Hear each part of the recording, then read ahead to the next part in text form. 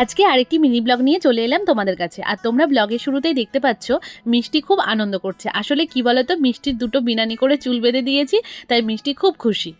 এত আনন্দ করতে করতে হঠাৎ করে মিষ্টির মুখটা বেজার হয়ে গেল, কারণ ও যেই চুলে হাত দিয়েছে একটা চুল উঠে এসছে, আমাকে দেখাচ্ছে এ মা আমার চুল উঠে গেছে।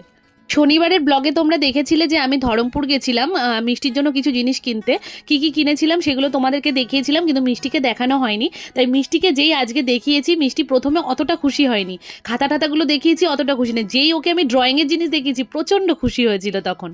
এই দেখো বন্ধুরা, আজকে প্রথমবার আমাদের বাড়িতে দিদির ছোট ছেলে, বৌমা আর নাতি এসেছে। দিদির বড় ছেলের মেয়ে মানে নাতনির আর কি 5 বছরের জন্মদিন, সেই উপলক্ষে নিমন্ত্রণ করতে এসছে। ওরা অনেক জায়গায় নিমন্ত্রণ করবে বলে বেরিয়েছে, তার জন্য ওরা বেশিক্ষণ বসেনি আমাদের বাড়িতে। কিছুক্ষণ বসেই কিন্তু চলে গেছিল, তাও যেটুকু বসেছে আমরা জোর করে একরকম ওদেরকে বসিয়ে রেখেছিলাম। ওরা নিজস্ব গাড়িতেই এসছিল, হয়তো কিছুক্ষণ বসলে বসতে পারতো, কিন্তু আসলে কি বলতো, বাচ্চাকে নিয়ে বেরিয়েছে তো, এবার অনেক জায়গায় নিমন্ত্রণ করবে, দেরি হয়ে যাবে, সেই জন্য ওরা তাড়াহুড়ো করে বেরিয়ে পড়েছিল।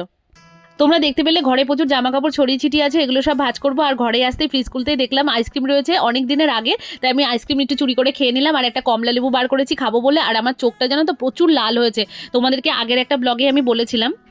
আমার যথারীতি মাইগ্রেন আছে, মিষ্টির বাবা খুব বকবে বলে চুরি করে খাওয়া।